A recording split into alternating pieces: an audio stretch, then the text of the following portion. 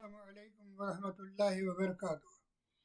الحمد للہ رب العالمین والصلاة والسلام علی سید المرسلین خاتم الانبیاء والمرسلین صلی اللہ تعالی علیہ وعلی آلہ وصحبہ اجمعین۔ الحمد للہ نحمدہ ونستعینہ ونستغفرہ ونؤمن بہ ونتوکل علیہ ونعوذ باللہ من شرور انفسنا ومن سیئات اعمالنا من یہد اللہ فلا مضل لہ ومن یضلل فلا ہادی لہ۔ اللہ تعالی ہمیں بات کو صحیح طریقے سے کہنے کی اور ہمارے سامعین کرام، معزز خواتین اور حضرات کو اور بچوں کو بھی اللہ تعالی ہماری اور ان سب کی ہدایت کا ذریعہ بنائے۔ آج آپ کے خدمت میں معراج شریف، معراج النبی صلی اللہ علیہ وسلم کے بارے میں تھوڑی سی گفتگو ہوگی۔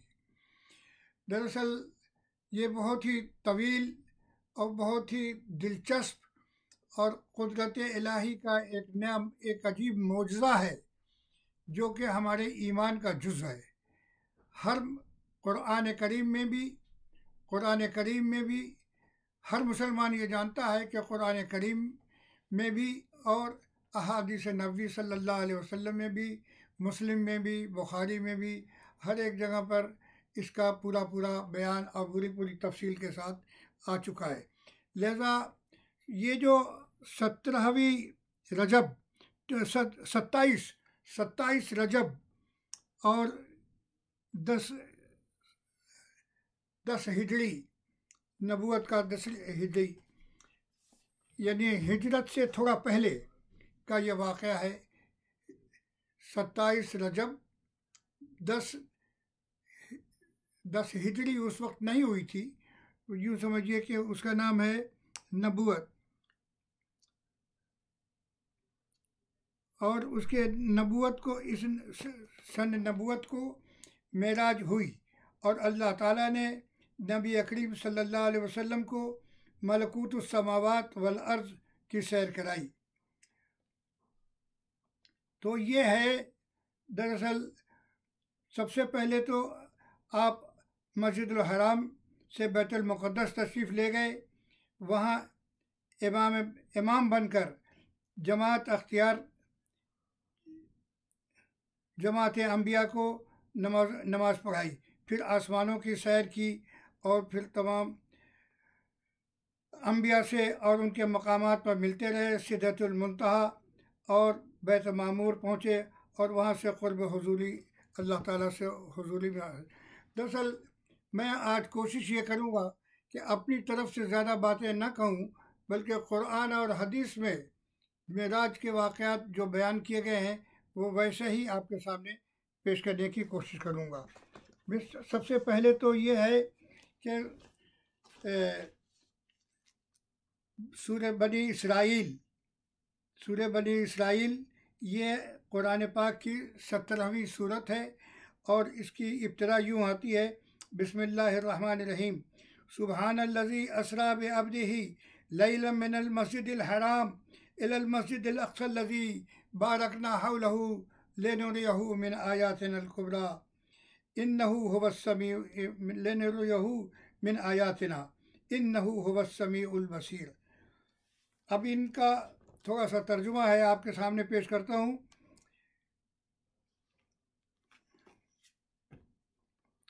اللہ تعالیٰ اپنے کلام میں فرماتا ہے: شروع اللہ کے نام سے جو سب پر مہربان ہے اور بہت رحم کرنے والا ہے۔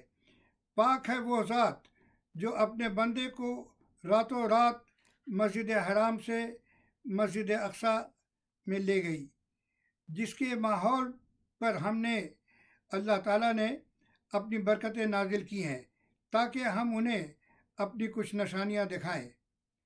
بے شک اللہ تعالیٰ ہر بات کو سننے والا، ہر چیز کو دیکھنے والا اور دیکھنے والی ذات ہے۔ اس سے معراج کے اس میں ترجمہ مفتی تقی عثمانی صاحب کا جو آسان ترجمہ ہے وہاں سے براہ راست پڑھ کے آپ کو سنا رہا ہوں۔ کوشش کرتا ہوں کہ اپنی باتیں میں زیادہ نہ کہوں، بلکہ جو قرآن اور حدیث کہہ رہا ہے وہ آپ کے سامنے۔ اس سے معراج کے واقعے کی طرف اشارہ ہے، ان آیات سے معراج کی طرف اشارہ ہے، جس کی تفصیل حدیث اور سیرت کی کتابوں میں آئی ہے۔ اس کا خلاصہ یہ ہے کہ حضرت جبریل علیہ السلام حضرت صلی اللہ علیہ وسلم کے پاس آئے اور رات کے وقت انہیں ایک جانور پر سوار کیا جس کا نام براق تھا۔ وہ انتہائی تیز رفتاری سے آپ کو مسجد حرام سے بیت المقدس لے گیا۔ یہ سفر معراج کا پہلا مرحلہ تھا۔ اسرا کہا جاتا ہے، اسے اسرا کہا جاتا ہے، اسرا کہا جاتا ہے، یعنی سیر کرانا۔ پھر وہاں سے حضرت جبریل علیہ السلام آپ کو 7ویں آسمان پر لے گئے۔ ہر آسمان پر آپ کی ملاقات پچھلے پیغمبروں میں سے کسی سے پیغمبر سے ہوئی۔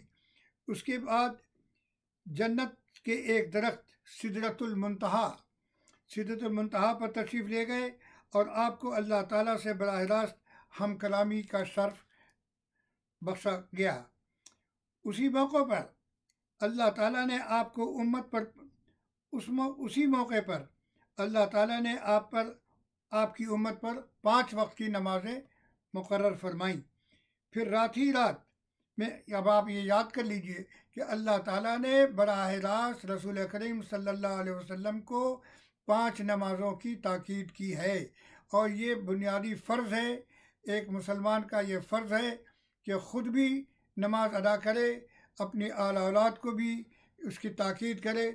اگر ایسا ہم نہیں کرتے ہیں تو اس کا مطلب یہ ہوگا کہ ہم اپنے بچوں کو کافر بنا رہے ہیں، اور بچوں کو تعلیم نہیں اگر دیتے ہم، تو اس کا مطلب یہ کہ بعض اوقات جاپان ہو یا امریکہ ہو، توجہ اگر والدین دے رہے ہیں تو اللہ کا بڑا شکر ہے، اگر توجہ نہیں دے رہے ہیں تو پھر اس کے جو نتائج اگلی نسل میں جو نتائج ہوں گے اس سے آپ بھی اور ہم بھی واقف ہیں۔ تو کہنے کا مقصد یہ ہے کہ آپ کو اللہ تعالیٰ نے اپنے براہ راست ہم کلامی کا شرف عطا کیا، اور اس موقع پر اللہ تعالیٰ نے آپ کی امت پر 5 نمازیں فرض فرمائیں۔ پھر رات ہی رات آپ واپس مکہ مکرمہ تشریف لے آئے۔ مکہ مکرمہ تشریف لے آئے اس لیے کہ اس وقت تک ہجرت نہیں ہوئی تھی، اسی لیے اسے کہتے ہیں 10واں سال نبوت۔ یہ ہجرت نہیں، مدینے میں آ کے آپ کی معراج نہیں ہوئی ہے، بلکہ مکے میں ہوئی ہے۔ اور یہ اس کے بہت تفصیل ہے کہ طائف میں گئے تھے، طائف سے پتھر ہوا تھا، پتھر کھایا تھا، درخت کے پیچھے بیٹھے تھے، اور بہت سی چیزیں اس میں آتی ہیں۔ ان چیزوں کو میں یہاں چھوڑتا ہوں۔ دراصل نبوت کے 10ویں سال میں آپ کو یہ 27 رجب کو 27 رجب کو یہ معراج کا معجزہ پیش آیا۔ پھر آگے مختصر سی بات یہ ہے، اس کا تعلق اس آیت میں اس سفر سے پہلے حصے کے بیان میں اس لیے کیا گیا ہے، جب 5 نمازوں کو لے کر کے آپ واپس آئے ہیں تو تذکرے سے اسی کا تعلق زیادہ تھا۔ البتہ سفر کے دوسرے حصے کا تذکرہ سورہ نجم میں آتا ہے۔ اب سورہ نجم کہاں ہے وہ آپ کو وہ بھی میں پڑھ سناؤں گا، لیکن اس میں یہ ہے، پہلے اس کو سن لیجئے کہ دوسرے حصے کا تذکرہ سورہ نجم 53ویں آیت 53، سورہ نمبر 53 آیت نمبر 13 سے 18 تک میں آیا ہے۔ صحیح روایات میں کے مطابق یہ معجزانہ سفر بیداری کی حالت میں آیا، بیداری کی حالت میں آپ نے یہ سفر معراج فرمایا۔ بعض لوگ اس بات کو بلا وجہ کی ایک بحث مباحثے کا موضوع بنا لیتے ہیں، حالانکہ اس کو کوئی بحث کرنے کی ضرورت نہیں ہے۔ اور جب ہم یہ دیکھتے ہیں کہ ذرا سی دیر میں آواز یہاں سے امریکہ، اور امریکہ سے جاپان، اور جاپان سے جرمنی، اور جرمنی سے روس، اور روس سے یوکرین، اور کہاں کہاں آوازیں پہنچتی رہتی ہیں، تو اگر اللہ تعالیٰ اپنی قدرت سے اپنے بندے کو لے جاتا ہے اور اپنے پاس بلاتا ہے، اور وہاں پر تمام آسمانوں کی سیر کراتا ہے، جنت دکھاتا ہے، تمام معجزات اور تمام جو چیزیں ہمیں اور آپ کو نہیں معلوم ہے، تمام باتیں اللہ تعالیٰ غیب کے علوم بھی ان کو دیتا ہے، تو ظاہر ہے کہ اس میں کوئی تعجب کی بات نہیں ہے، اور یہ اللہ تعالیٰ کی قدرت ہے۔ دراصل یہ ہے کہ یہ مطابق یہ معجزانہ سفر بیداری کی حالت میں پیش آیا، اور اس طرح اللہ تعالیٰ کی قدرت کاملہ کی ایک عظیم نشانی آپ کو دکھائی گئی۔ یہ کہنا بالکل غلط ہے کہ واقعہ بیداری کے بجائے خواب میں دکھایا گیا، کیونکہ یہ بات صحیح احادیث سے تو خلاف ہے ہی۔ خود قرآن کریم کا اسلوب واضح طور پر یہ بتا رہا ہے کہ یہ ایک غیر معمولی واقعہ تھا جسے اللہ تعالیٰ نے اپنی ایک نشانی قرار دیا ہے، اور یہ صرف ایک خواب کا واقعہ ہوتا تو یہ کوئی غیر معمولی بات نہیں ہوتی۔ اب آپ کے سامنے سورہ النجم آیت سورہ نمبر 53 وہاں سے تھوڑا سا پڑھ کے سناتا ہوں۔ وَالنَّجْمَ إِذَا هَوَىٰ مَا ضَلَّ صَاحِبُكُمْ وَمَا غَوَىٰ وَمَا يُنْطِقُ عَنِ الْهَوَىٰ إِنْ هُوَ إِلَّا وَحْيٌ يُوحَىٰ عَلَّمَهُ شَدِيدُ الْقُوَىٰ ذُو مِرَّةٍ فَاسْتَوَىٰ وَهُوَ بِالْأُفُقِ الْأَعْلَىٰ ثُمَّ دَنَا فَتَدَلَّىٰ اللہ فرماتے ہیں ستارے کے گرنے سے مراد اس کا غائب پہلا ترجمہ یہ ہے، قسم ہے ستارے کی جب وہ گرے، اے مکے کے باشندوں، یہ تمہارے ساتھ رہنے والے صاحب نہ راستہ بھولے ہیں نہ بھٹکے ہیں، اور یہ اپنی خواہش سے کچھ نہیں بولتے۔ رسول کریم صلی اللہ علیہ وسلم کے بارے میں بتایا جا رہا ہے کہ آپ اپنی مرضی سے کچھ نہیں کرتے، جو کچھ بھی کہہ رہے ہیں اللہ کے حکم سے کہہ رہے ہیں، اور یہ تو خالص وہی ہے جو ان کے پاس بھیجی جاتی ہے۔ انہیں ایک ایسے مضبوط طاقت والے فرشتے نے تعلیم دی ہے جو قوت کا حامل ہے، چنانچہ وہ سامنے آ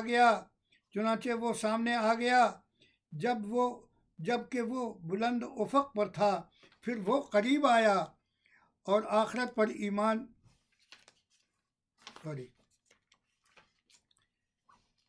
اور پھر وہ بہت قریب آیا اور جھک پڑا، یہاں تک کہ وہ 2 کمانوں کے فاصلے کے برابر قریب آ گیا، پھر اس سے بھی زیادہ نزدیک آیا، اور اس طرح اللہ کو اپنے بندے پر جو وحی نازل فرمائی تھی وہ